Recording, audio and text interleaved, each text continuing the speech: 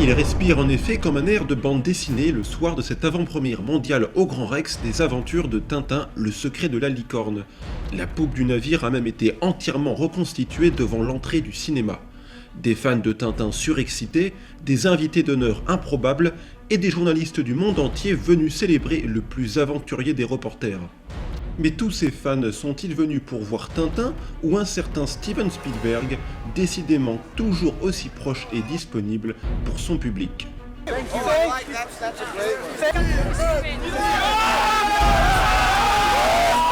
Déjà, moi je viens de Clermont-Ferrand. Je pense que c'est vraiment un atout d'avoir croisé une légende pareille. Il a discuté avec certains. Il a pris le temps de signer pour tout le monde, donc c'est vraiment un atout pour le 7e art même, d'avoir des personnes aussi humbles qui viennent à Paris présenter leur film. Mais le réalisateur de Jurassic Park ne vient pas présenter son film seul.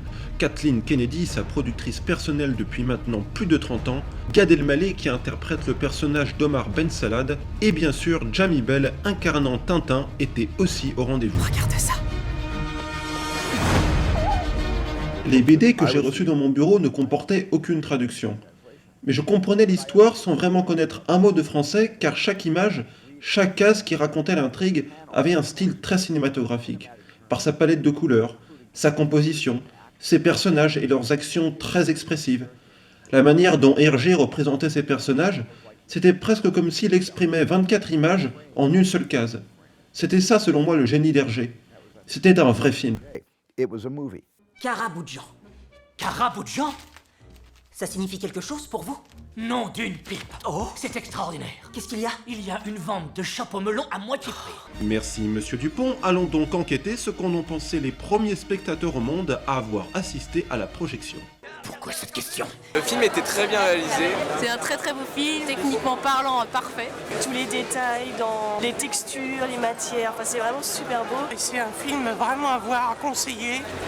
Beaucoup d'action, beaucoup d'aventure, du suspense. Je suis fan de Tintin et de Spielberg, donc alors là c'était le cadeau parfait. Les fans de Tintin, n'hésitez pas à venir le voir. Vous allez pas être déçus du voyage. Le dernier voyage que nous offre donc le roi du divertissement trouvera-t-il fortune au box-office? Réponse dans les salles dès le mercredi 26 octobre. On a grandi avec Tintin quand on était petit, alors après on ne peut pas ne pas aimer Spielberg. Je dirais même plus, on ne peut pas ne pas aimer Spielberg.